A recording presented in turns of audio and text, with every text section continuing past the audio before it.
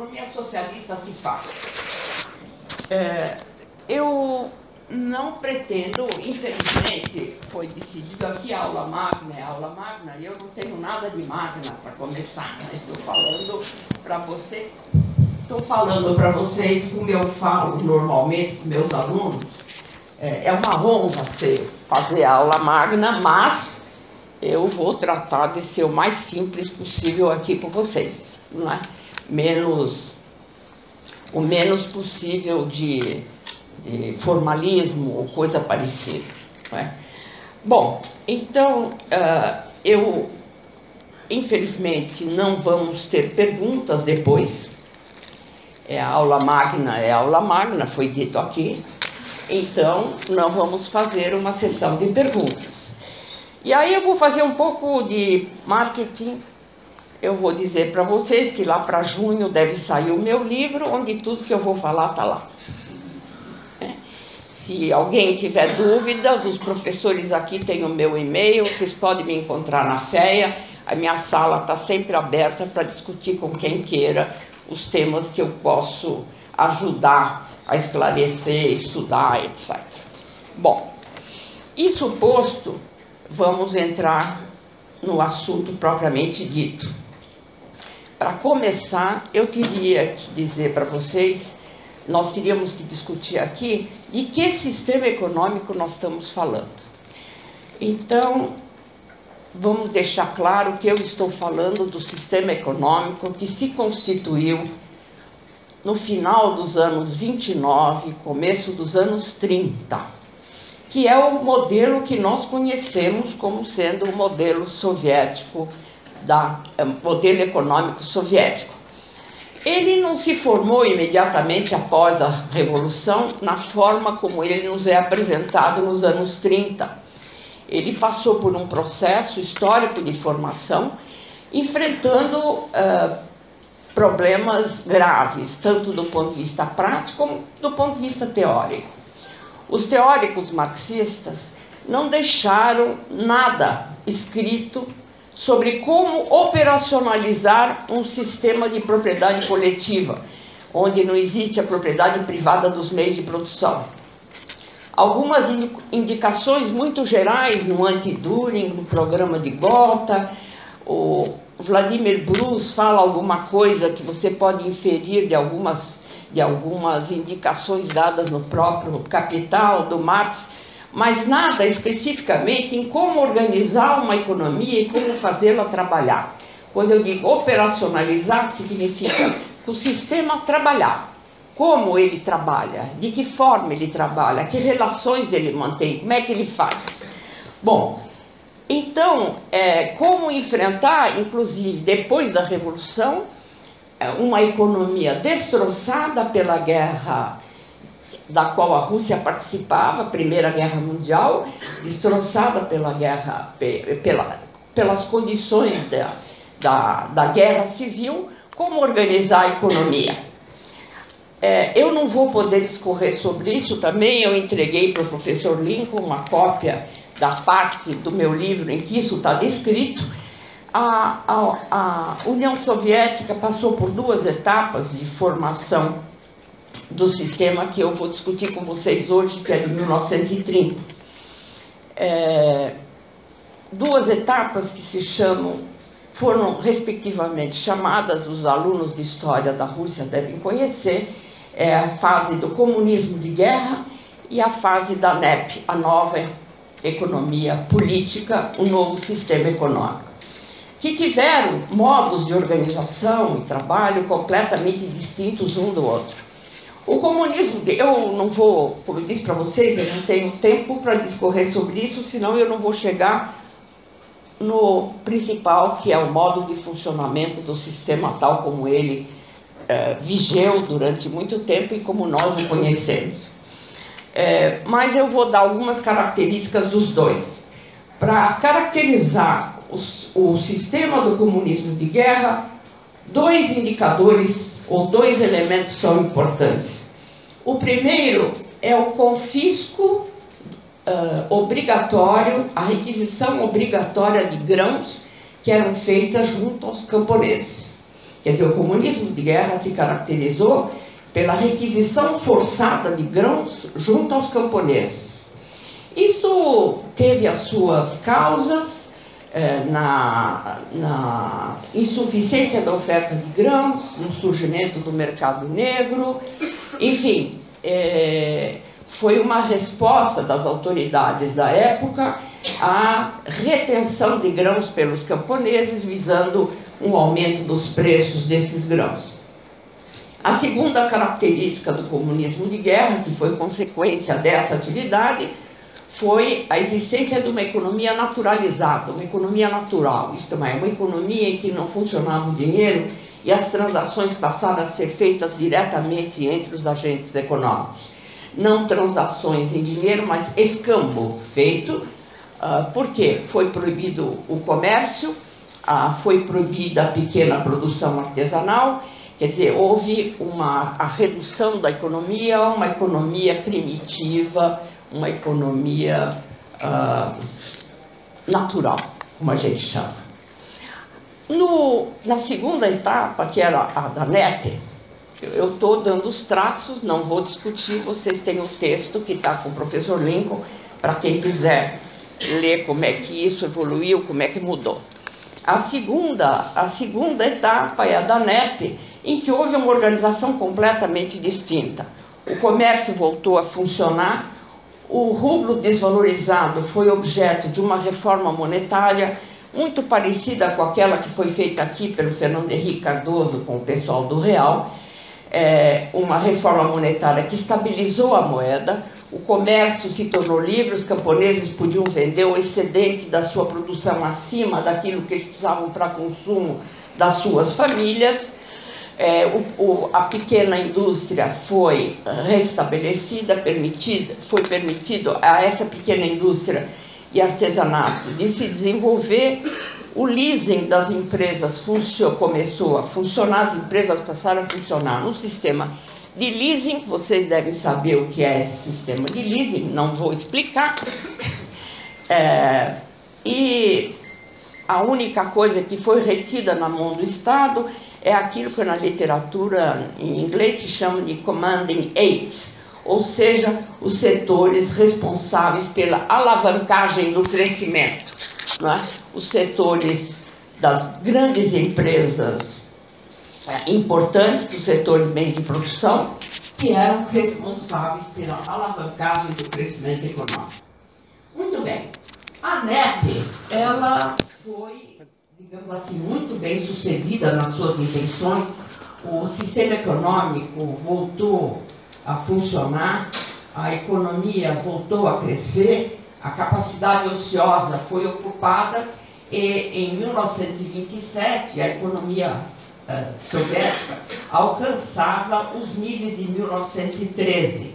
Comparando, porque em 1913 as comparações de época se fazem com essa data, porque era o último ano antes do desencadeamento da Primeira Guerra Mundial de 14 e 18.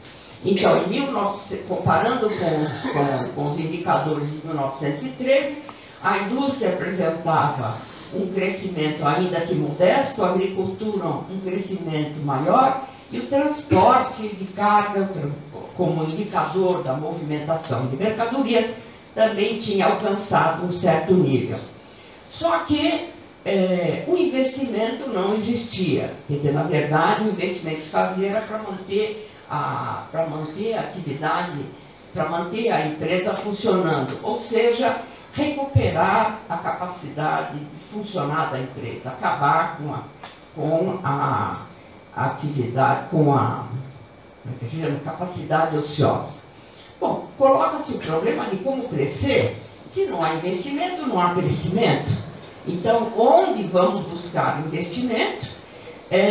Que vamos buscar recursos para financiar o investimento sem provocar a inflação. Era preciso descobrir meios. E aí houve um grande debate que sacudiu a academia e os membros do Partido Comunista, que era para discutir quais os rumos estratégicos que o governo o sistema devia assumir e que tipo de comando e administração da economia devia existir. Era o famoso debate econômico sobre a industrialização e o debate sobre o tipo de planejamento. Também não vou entrar nesse debate. O que eu sugiro, professor Everaldo, é que entre os grupos que estão se formando para estudar, este é um tema para um grupo de estudos. Quer dizer, na verdade, qual foi o debate? Por que se preferiu? Por que surgiram os grupos? Um defendendo prioritariamente o desenvolvimento da indústria pesada, outro defendendo a agricultura, a Buharin sugerindo equilíbrio entre os dois setores. Planejamento devia ser um planejamento do tipo que nós hoje chamamos de planejamento indicativo, isto é, simplesmente fornecer indicadores para a tomada de decisões, ou fazer engenharia social modificando as proporções econômicas na direção desejada pelas autoridades do sistema. Bom, fica aí a sugestão de um tema de estudo para os alunos. A discussão se fez e a discussão foi, de certa forma, atropelada pela elaboração do primeiro plano quinquenal da União Soviética, que foi um plano que continha as metas das mais ambiciosas. Ela pretendeu, em 5 anos, estabelecer uma indústria pesada, provocar a industrialização do país para tirar o país do atraso e garantir a defesa. Quer dizer, o fato do país ter sido invadido por estrangeiros durante a Guerra Civil marcou profundamente a ideia de que o país estaria cercado de inimigos e era preciso ter equipamento, era preciso se prevenir, além da necessidade de crescer e atender às necessidades da população, era necessário, de alguma forma, prover indústria pesada que permitisse produzir equipamentos para a defesa. Esse foi o primeiro grande fato que fez a discussão pender para o grupo que defendia, como Preobrazhensky, defendia a ideia do crescimento prioritário da indústria e prioritário no setor de bens de produção. Mais que isso, como fazer isso? Como fazer o planejamento? Onde buscar financiamento? Novamente, a história, esse é um tema para discussão, criou-se a ideia da acumulação primitiva socialista, mais ou menos nos moldes que foram feitos com o surgimento do capitalismo industrial, mas agora voltada para a criação de uma acumulação que permitisse o desenvolvimento industrial do país.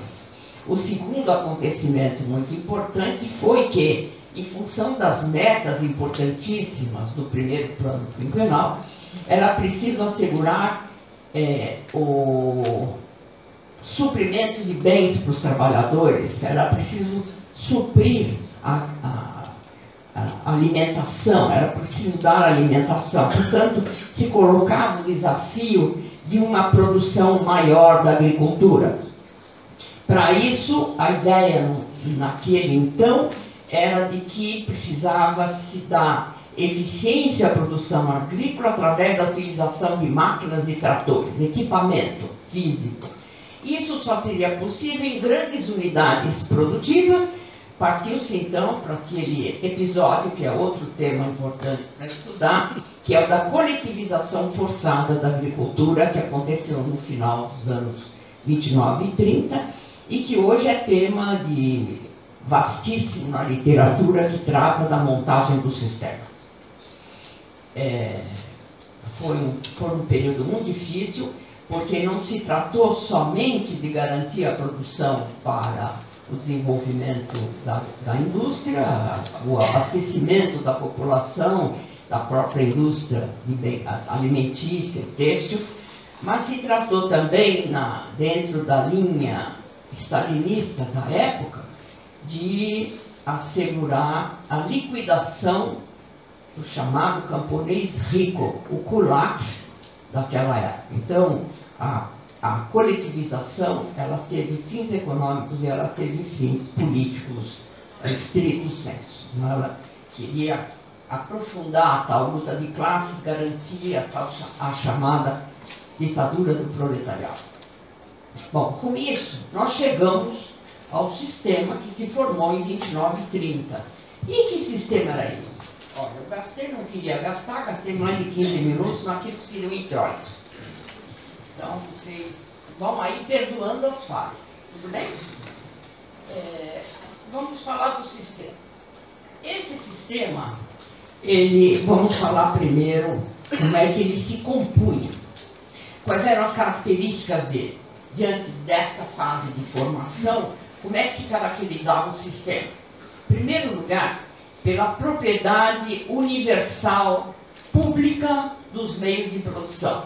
Isto é, quando eu digo universal, não havia propriedade privada no sistema econômico soviético. Nem a manicure, nem o consertador da geladeira. Toda a atividade econômica no sistema econômico socialista era patrocinada pelo Estado, porque era a todas as empresas, pequenas ou grandes ou médias, em todo o setor de atividade, eram de propriedade pública, estatal, no caso particular da União Soviética. Portanto, tratava-se de como administrar essa propriedade. E aí, segundo a característica do sistema, a administração dessa propriedade imensa, coletiva, social, era realizada através do chamado planejamento diretivo. O Oscar Lange, nos seus trabalhos sobre planejamento, ele não gosta do termo diretivo, ele usa planejamento ativo. Mas, na verdade, era planejamento diretivo no sentido do que, uma vez discutido com os agentes econômicos como é que seriam os objetivos de crescimento, as tarefas de cada um, uma vez aprovado o plano, aprovado o programa econômico no parlamento, a execução daquilo que foi aprovado era lei, era obrigatório para todos os agentes econômicos. Portanto, era planejamento diretivo, sim. Ele impunha as suas metas e as suas normas na maneira de administrar a economia. A terceira característica, eu troquei meus óculos, não estou enxergando nada. A terceira característica do sistema é que ele era um sistema...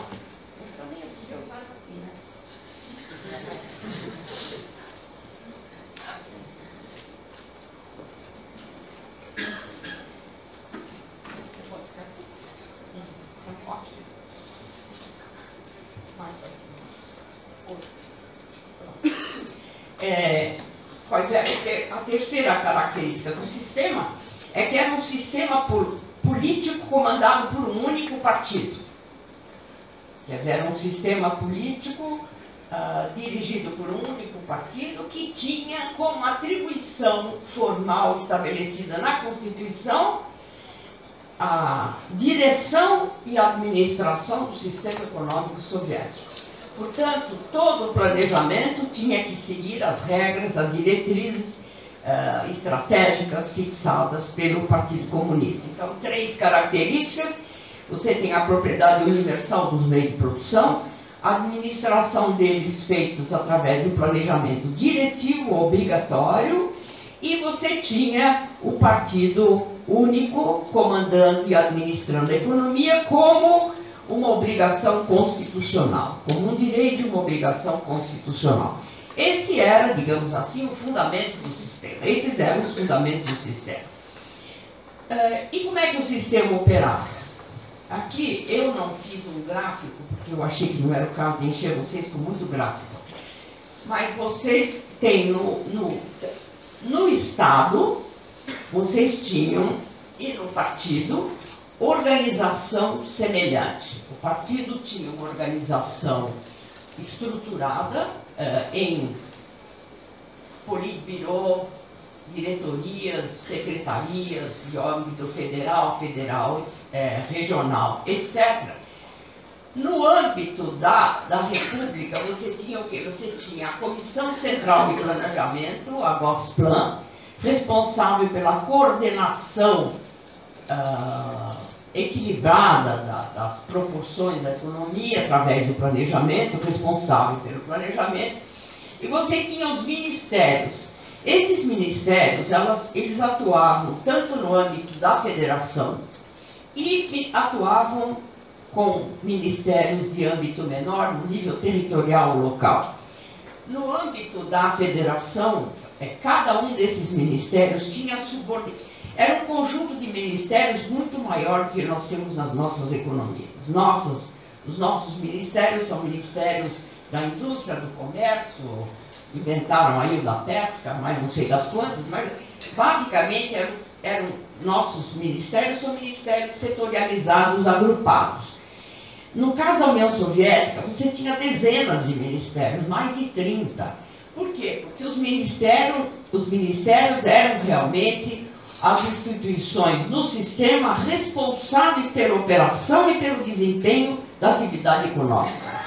Cada ministério tinha subordinado a ele um conjunto de empresas que eram responsáveis pela operação da economia, que tinham tarefas a cumprir, metas a cumprir e maneiras de cumprir essas metas. O desempenho das empresas era avaliado pelos ministérios, os ministérios prestavam contas para as autoridades em nível superior. Então havia uma organização verticalizada de ministérios e empresas. Isso funcionava, e aqui eu preciso introduzir uma coisa também meio que desconhecida, é a própria classificação das empresas. Você tem empresas de âmbito federal, de importância federal, você tem empresas com importância menor, no sentido de que a atividade delas não ultrapassa a área do território vizinho. São empresas cujo âmbito de atividade é um âmbito menor do que aquelas que têm significado nacional. Uma empresa, vou fazer assim uma comparação, uma Volta Redonda é diferente de uma siderúrgica do estado de São Paulo, sei lá, inventem aí o nome para me ajudar. Não é? Então, o que vocês têm? Vocês têm empresas que têm importância econômica para o âmbito da federação como um todo, ficavam com os ministérios no nível federal.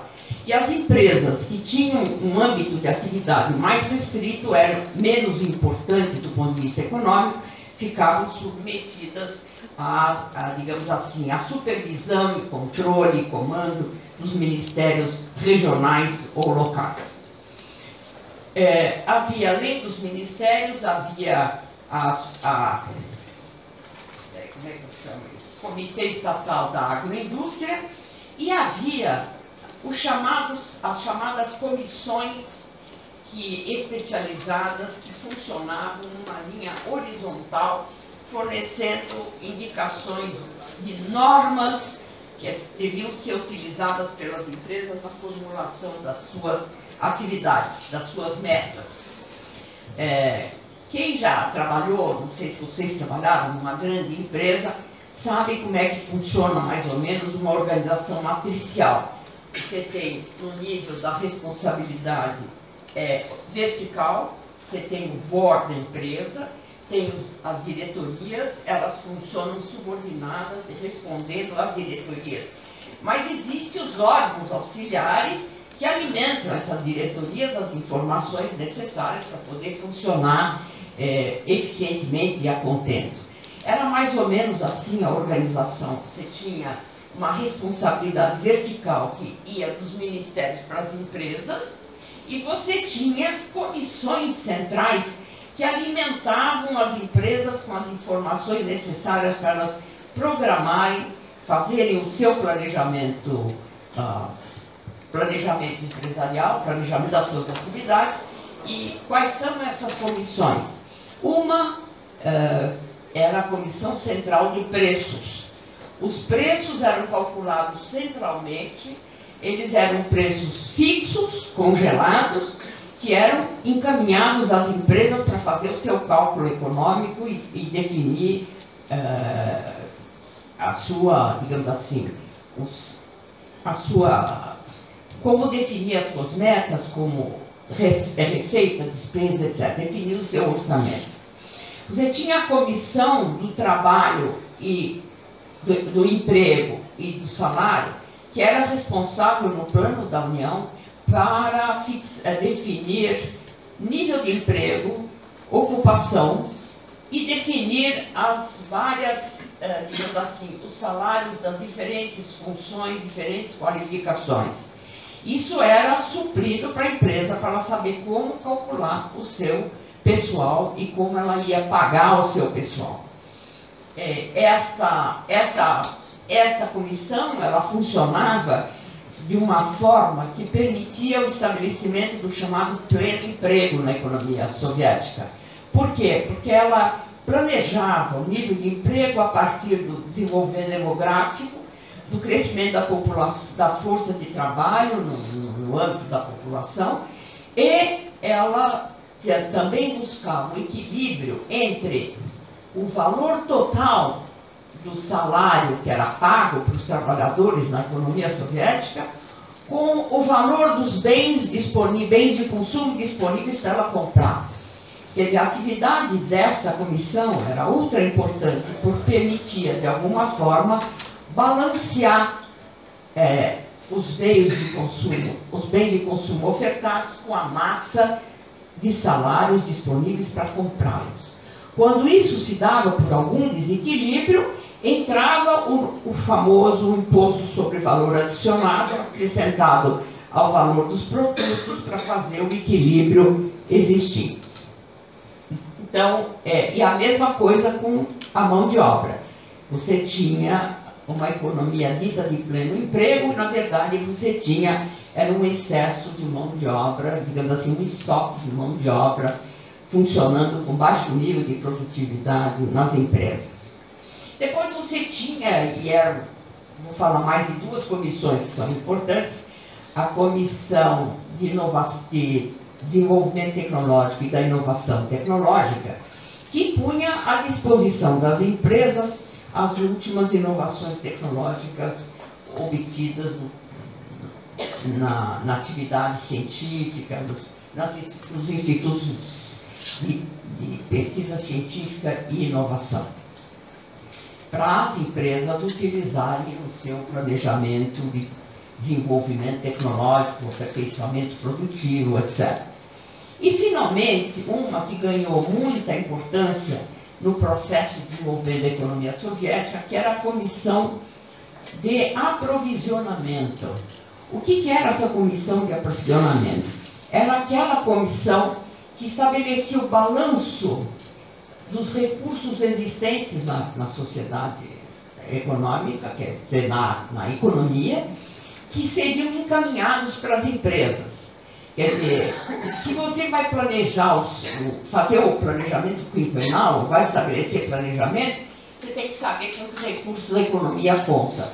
E à medida que a economia soviética foi crescendo, a escassez de recursos foi se fazendo sentir, por A ou B ou C razões, também objeto de outro tema, não vou discutir aqui, mas a verdade é que a economia soviética, a economia socialista, foi considerada uma economia de escassez, uma economia que dependia da disponibilidade de recursos para poder crescer.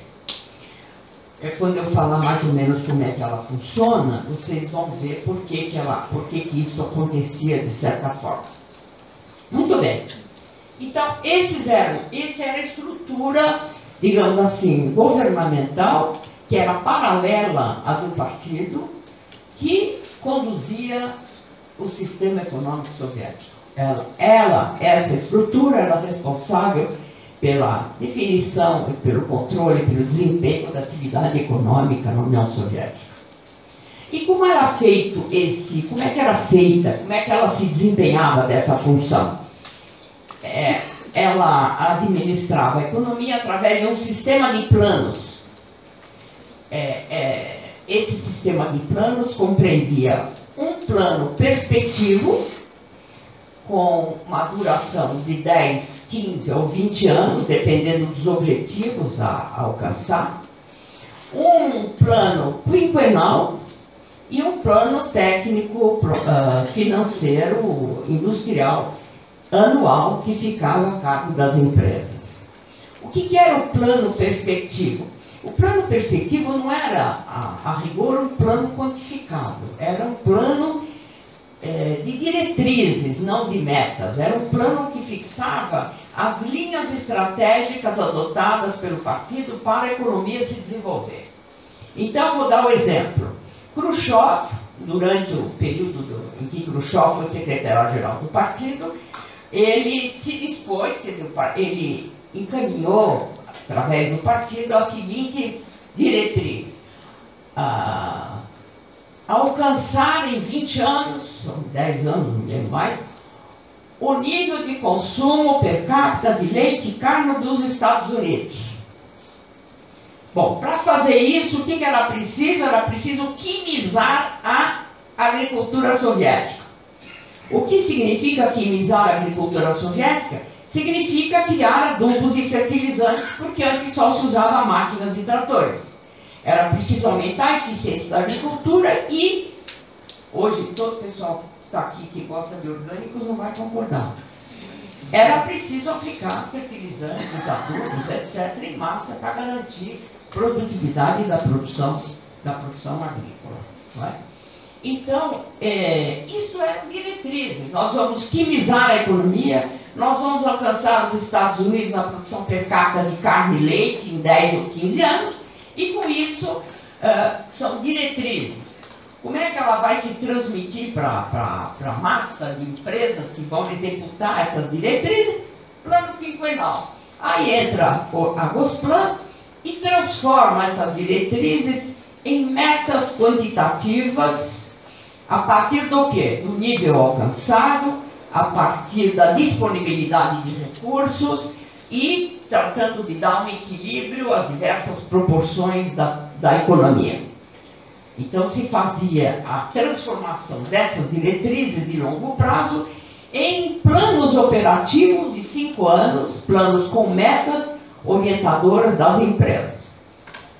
Essas metas, por sua vez, eram encaminhadas aos ministérios, que as recebiam como metas para cada setor de atividade que eles controlavam e pelas quais eles eram responsáveis, e esses ministérios destrinchavam essas metas para o nível das empresas que eram a eles subordinadas.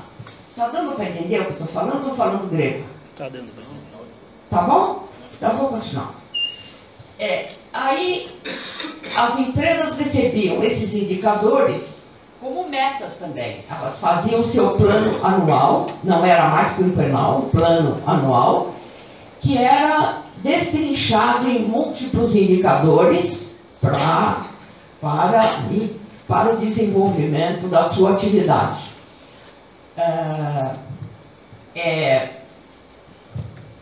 As empresas não precisavam concordar com as metas que eram indicadas pelos ministérios. Havia discussões e sobe e desce entre o ministério, negociações entre o ministério e os diretores, o corpo diretor das empresas, para fixar essas metas, que eram fixadas na base de 2 princípios.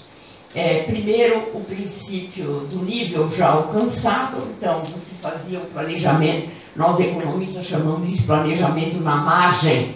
Você vai planejar o crescimento marginal em cima daquilo que já existe, vai crescer acima do nível que já alcançou, e as empresas recebiam metas prioritárias quando se tratava de setores fundamentais para alavancar o crescimento. E essas empresas negociavam, então, a meta que elas iam cumprir e estabeleciam, então, o seu plano técnico, financeiro, econômico de produção. Mas elas não tinham só metas de produção. Elas recebiam dezenas e centenas de indicadores que elas tinham que cumprir para desenvolver a sua atividade. E essa centena, eu vou chamar de centena para facilitar, centena de indicadores, eram ao mesmo tempo indicadores da eficiência com que a empresa trabalhava. Eram indicadores de desempenho da empresa. Eram detalhados sobre introdução tecnológica, número de funcionários, treinamento, introdução de tecnologia, fornecimento de matéria-prima, qualidade era sempre subestimada dos produtos. Então você tinha aí centenas de indicadores que constituíam aquilo que compõe o planejamento no nível da empresa, que é o sistema de incentivos e sanções. E isso é importante, porque essa é uma característica importante do sistema. No sistema capitalista, o que move a economia é o lucro. Você não precisa de mais nada do que o lucro para levar o empresário a investir e desenvolver a atividade econômica. No socialismo, não tem o lucro. Como é que você faz para estimular a atividade da empresa, fazê-la alcançar os objetivos de maneira eficiente, alcançar metas e fazer a economia funcionar? Era preciso criar um sistema de estímulo aos trabalhadores e ao coletivo da empresa e de sanções quando as metas ou quando os indicadores não fossem, digamos assim, satisfatoriamente cumpridos. Então, esse sistema de estímulos e sanções era, digamos assim, o que permitia a atividade ser avaliada no seu desempenho. Então vejam que é bastante diferente de uma economia que funciona na base do lucro. É um outro esquema de funcionamento do sistema. E as sanções, como é que funcionavam? Os incentivos, eles eram dados na forma de bônus salariais e eram dados na forma de autorização para a empresa usar parte do excedente produzido na sua atividade para investir no equipamento social. Aqui mais uma característica, eu estou vendo minha amiga urbanista aí, na economia soviética, os serviços públicos não eram atribuição dos municípios, os serviços eram de responsabilidade das empresas. Então, a escola era da empresa, a moradia era da empresa, o posto de saúde da empresa. Eu estudei numa universidade que tinha um posto de saúde onde eu usava quando precisava. Quer dizer, você tem um serviço, esses serviços públicos municipais, que nós os conhecemos aqui, eram atribuição das empresas. Razão porque hoje, na Rússia não soviética, esse é um problema para as cidades, que eram cidades aqui, só curiosidade para tirar um pouco da seriedade, embora eu não seja exatamente a mulher mais séria.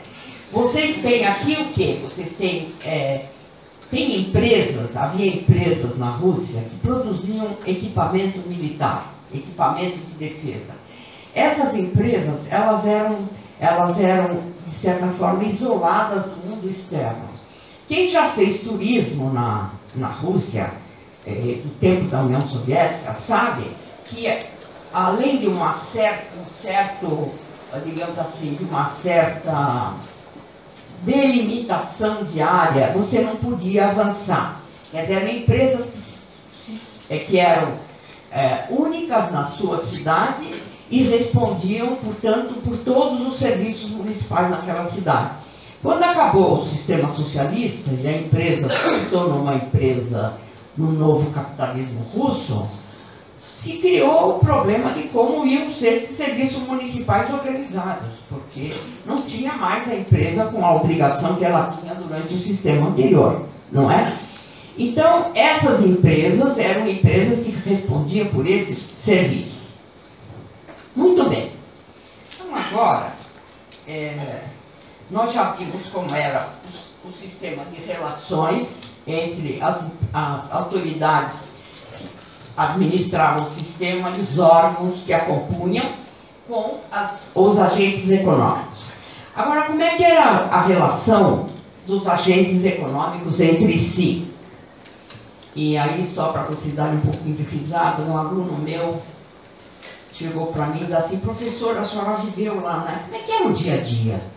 O que a senhora fazia? Eu fazia tudo que faziam os outros. Eu ia comprar, eu ia comer, eu ia vestir.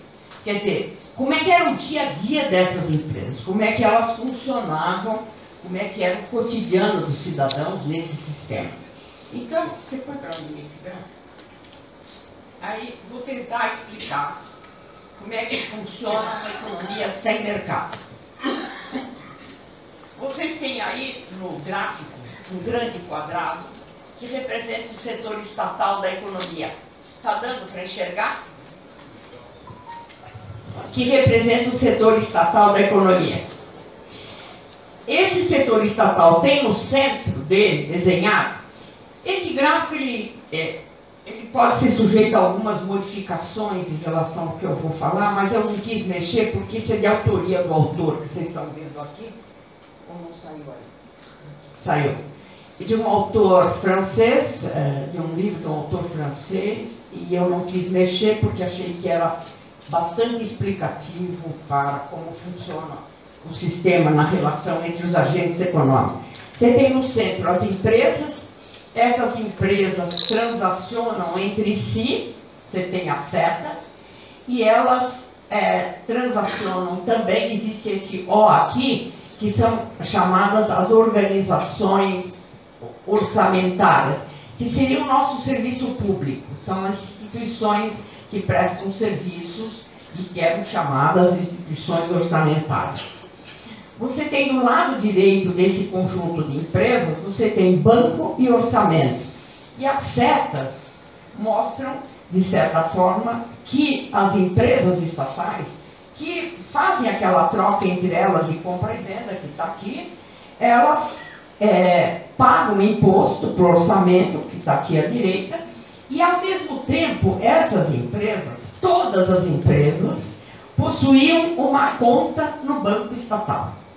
Uma conta que era baseada no plano técnico econômico financeiro daquela empresa, onde se dizia quanto ela tinha a receber daquilo que vendia, quanto ela tinha que pagar para quem lhe dava os insumos, quanto ela tinha que pagar para os trabalhadores, quanto ela tinha que pagar para as outras despesas correntes da atividade dela.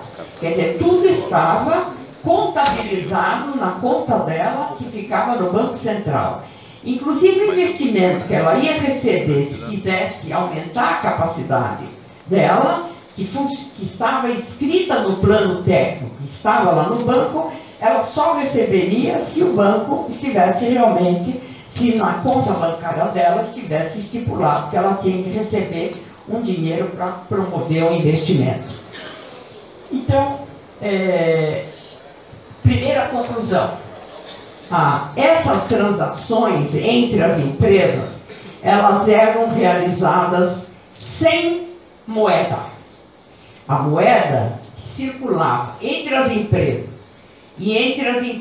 e o banco eram moedas de conta. Era moeda de conta ou moeda escritural. Era exclusivamente cálculo contábil de preços, de relações de débito e crédito que funcionavam nesse esquema de relações. Onde é que entrava? Agora nós vamos mais para baixo e vamos ver aqui Estado e famílias. As famílias forneciam a mão de obra para as empresas e recebiam salário.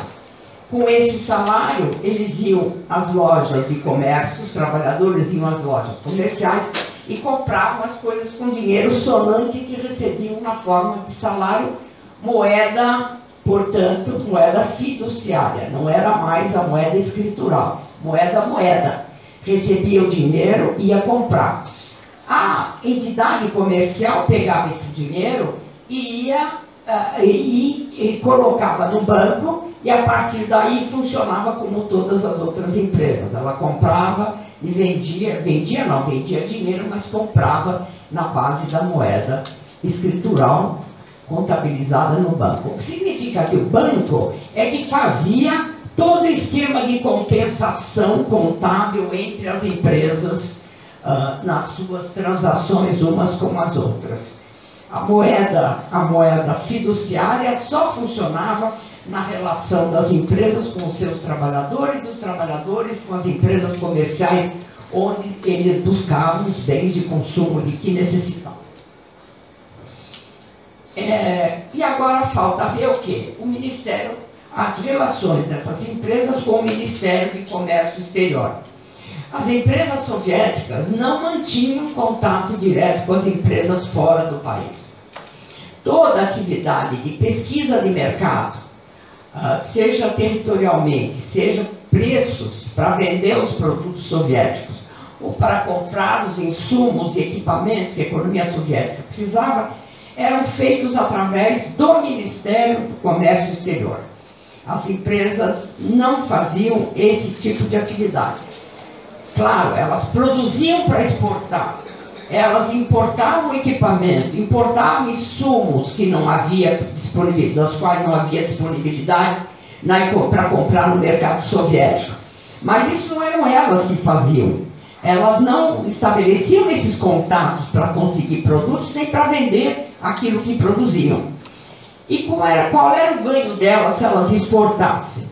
Elas recebiam rublos na base de taxas de câmbio que eram fixadas, taxas múltiplas de câmbio, que eram calculadas de acordo com a importância do produto comprado e vendido, de acordo com a importância do mercado estrangeiro onde ele era comprado e vendido. Portanto, era um sistema de taxas múltiplas de câmbio, não como nós temos aqui, uma taxa para turismo, uma taxa comercial, nada disso. Não era uma taxa só. Eram múltiplas taxas de câmbio que eram feitas para levar as empresas as divisas que elas precisavam. Bom, aí vocês têm um esquema do que eu chamo o funcionamento de uma economia sem mercado. Quer dizer, como é que aí você não tem mercado, você não tem relações mercantis, nem monetário-mercantis, a não ser no âmbito restrito, e não são propriamente relações monetário-mercantis no nível da história da lei do valor, que você vai ver aí. Por quê? Porque o salário era fixado centralmente, porque os preços dos produtos eram fixados centralmente. Então você tem, de certa forma, uma economia que funciona desta forma. Muito bem, vocês vão perguntar, é possível funcionar bem nessas condições? Como é que a economia se desempenhou no período? Tem 10 minutos.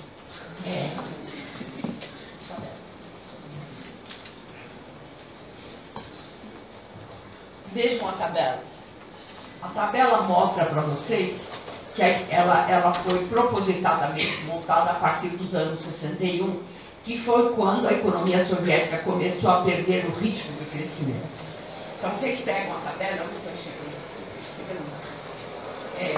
Vocês veem que tanto na renda, como na produção industrial, como na produção agrícola, as metas, MS são metas, o realizado é aquilo que foi alcançado, meta cumprida.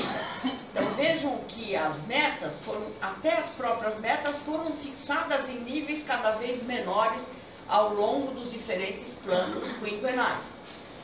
Ela vale tanto para...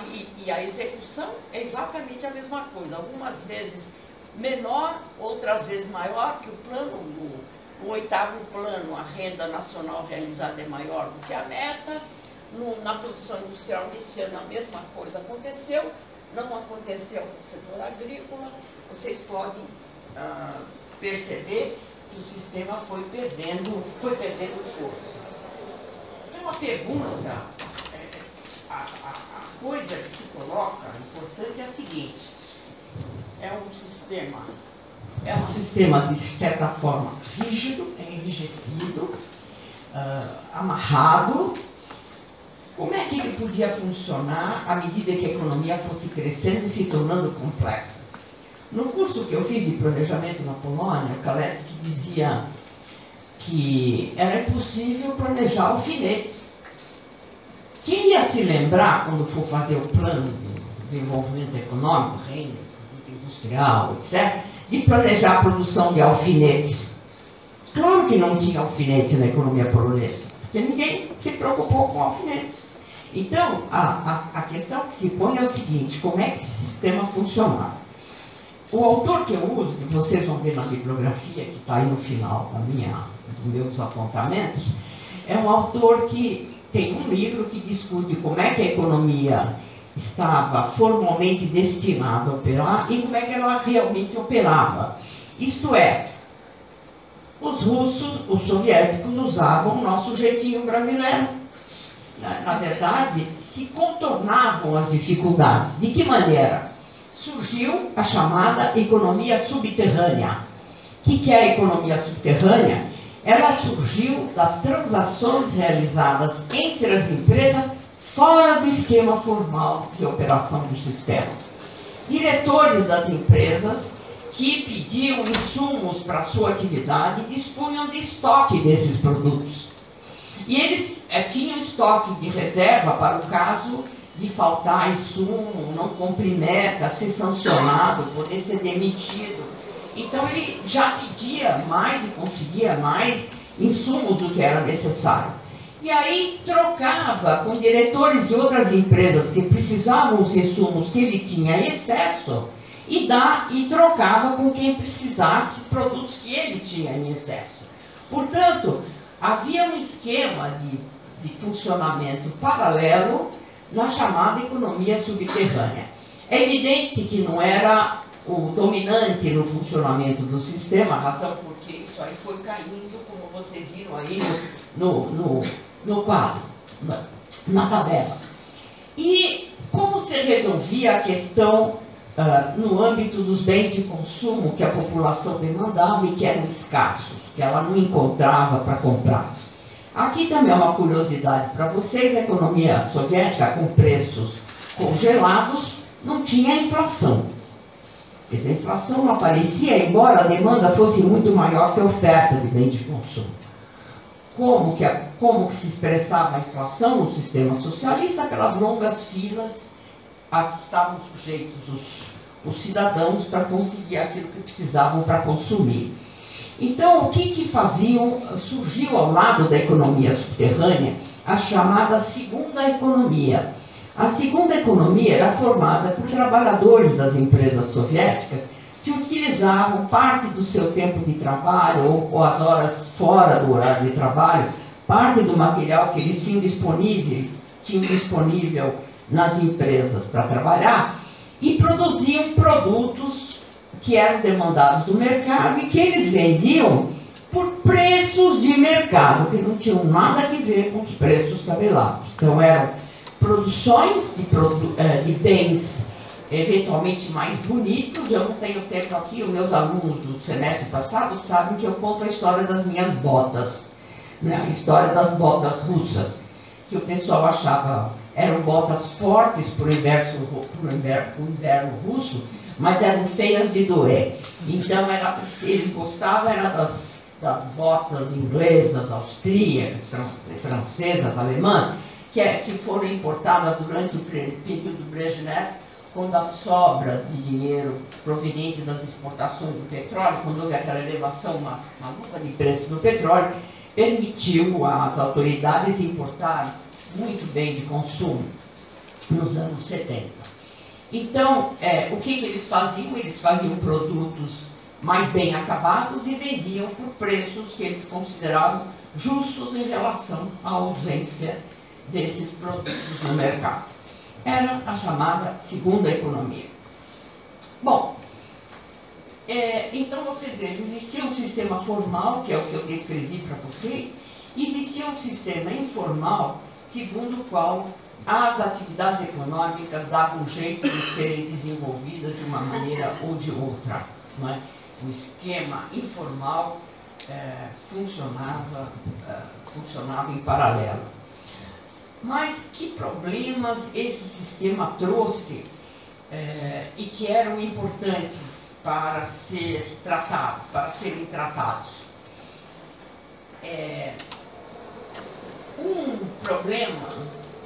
Os problemas eram todos submetidos. Como a economia se tornou uma economia problemática, com problemas operacionais, o sistema econômico soviético foi submetido àquilo que na literatura relativa à atividade econômica soviética se chamou de contínuo aperfeiçoamento do sistema.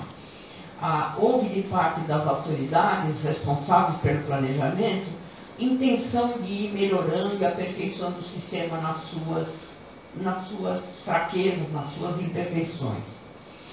Só que uma coisa foi marcante em todas essas tentativas de aperfeiçoamento, é que elas acabavam não resolvendo os problemas porque elas não podiam, de alguma maneira, pôr em xeque o controle central exercido pelo partido. Essa foi a característica de você ter um sistema que durante anos e anos afinco era submetido a, digamos assim, a reformas, a aperfeiçoamento que não davam resultado.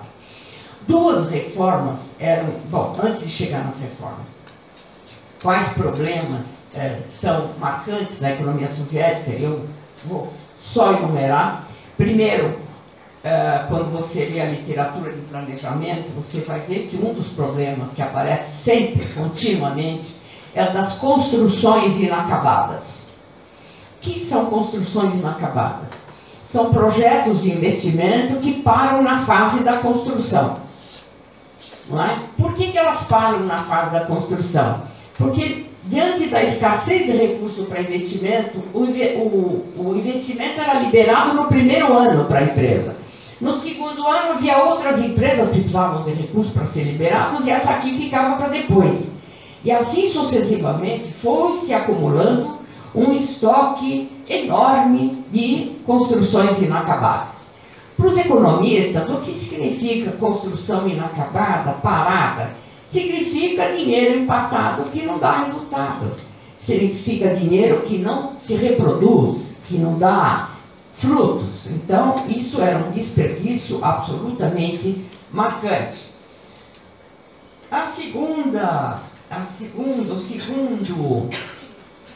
O segundo elemento importante do sistema que mereceria reformas era o da ineficiência ou da insuficiência de inovação tecnológica. As empresas, os diretores de empresa eram muito resistentes a introduzir inovações tecnológicas. Por quê? Quando você vai introduzir uma inovação tecnológica, você para a atividade regular da empresa. Ela precisa ser rearranjada. Na medida em que ela precisa ser rearranjada, você faz o quê? Você não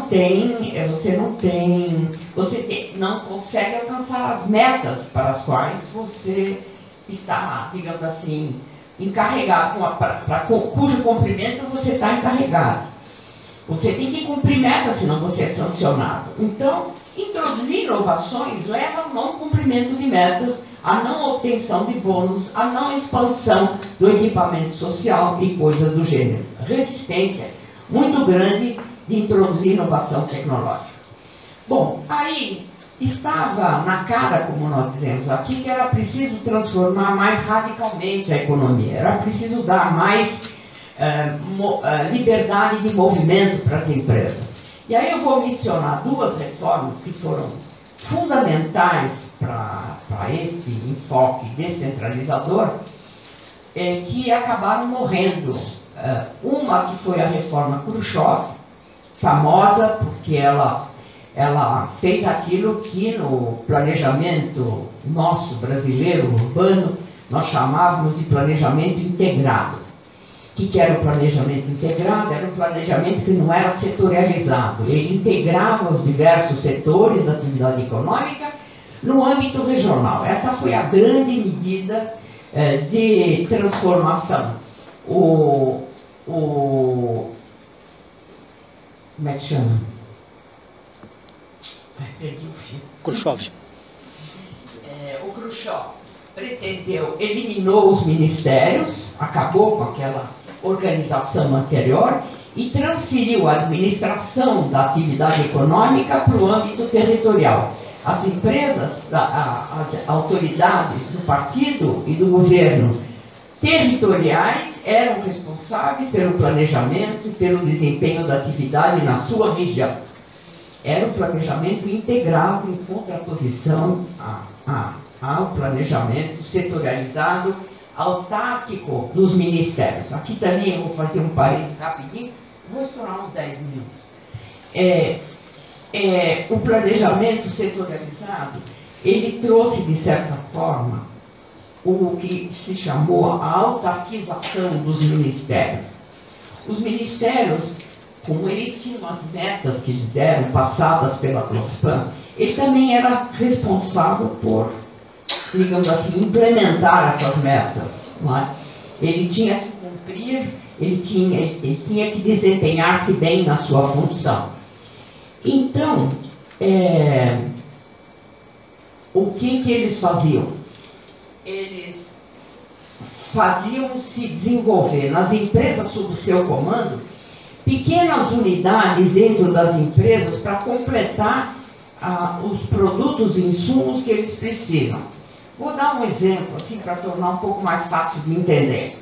Numa grande empresa produtora, numa empresa siderúrgica, que eu não conheço todos os detalhes, mas eu vou dar um exemplo assim, abrutalhado, para vocês entenderem o que eu quero dizer. Quais são os inputs ou os insumos mais importantes? Carvão e minério de ferro. Mas só eles não são suficientes para garantir a atividade produtiva da siderurgia. São precisos outros componentes que não entram na mesma proporção que os dois componentes principais na composição do aço que vai ser produzido ou do ferro que vai ser produzido. Então, o que faz a empresa? Ela vai buscar em outras empresas que produzem esse produto para várias empresas para poder se suprir daquilo que ela precisa. Os ministérios, com medo de serem boicotados pelas outras empresas, faziam nas empresas sob o seu comando criar departamentos para produzir essas pequenas quinquilharias, ou aquela quantidade de bens menores que eram necessários, que eram fabricados por conta de falta de escala de produção a custos muito mais elevados que se eles comprassem de empresas subordinadas a outro ministério. Isso dava para os ministérios uma maneira de funcionar autárquica. Eles só funcionavam com as empresas que estavam sob a sua responsabilidade. Isso acarretava coisas do tipo, por exemplo, ela comprava, a empresa estava instalada aqui, ela teria que comprar de uma outra empresa, ela prefere produzir na sua empresa do que comprar da outra. Quer dizer, criava problemas absurdos de deslocamento de produção, de aumento de custo, de desperdício de trabalho muito grande. Então, esse fenômeno seria reduzido com essa mudança do planejamento para o nível territorial. Acabava com a autarquização dos ministérios, acabava com os ministérios. Mas o mais importante na gestão Khrushchev é que, ao lado, digamos assim, dessa descentralização da responsabilidade pela condução da economia no âmbito territorial, foi o período em que a União Soviética passou por um chamado degelo. Foi o período em que houve um relativo relaxamento do espectro totalitário do sistema.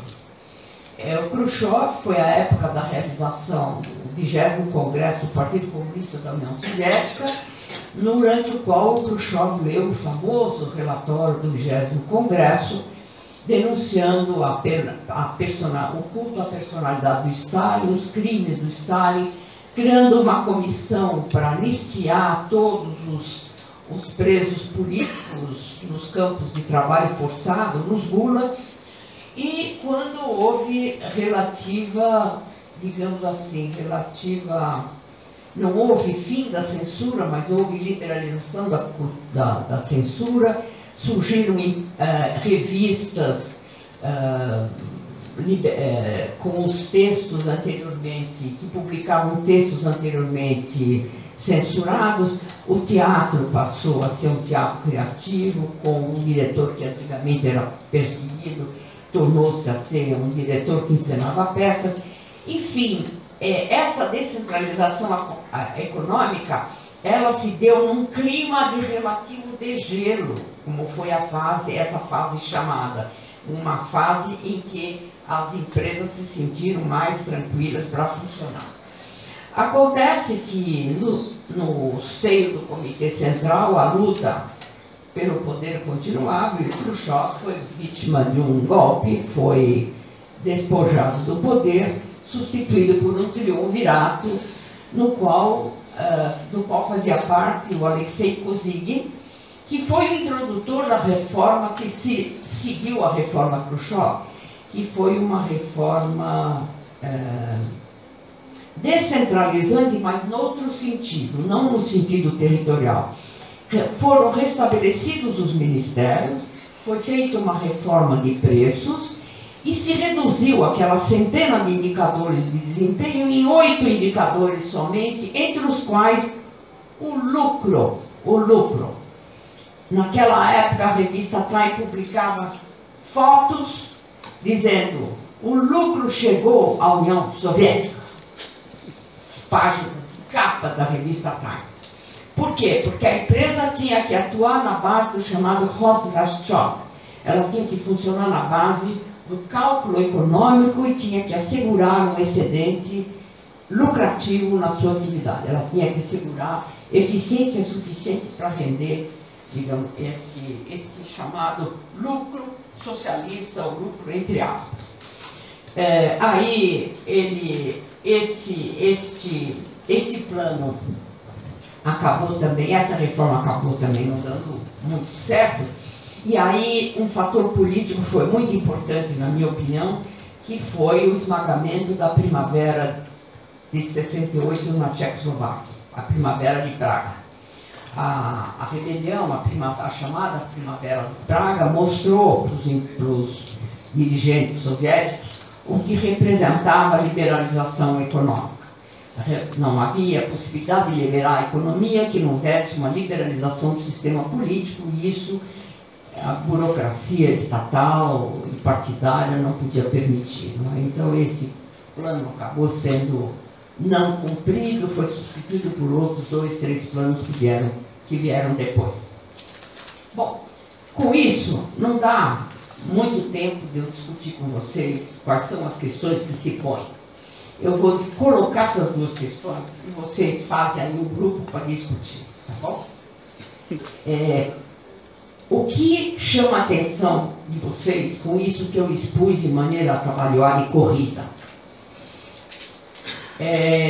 Como se é ou não compatível com a existência da propriedade pública dos bens de produção a existência de mecanismos de mercado. Essa é uma questão importante, que vem desde a discussão sobre o cálculo econômico dos anos 20. A lei do valor funciona na economia socialista? Se ela funciona, como controlar os seus efeitos alocativos e distributivos? Isto é, como assegurar que o investimento se faça de acordo com uma estratégia centralmente definida?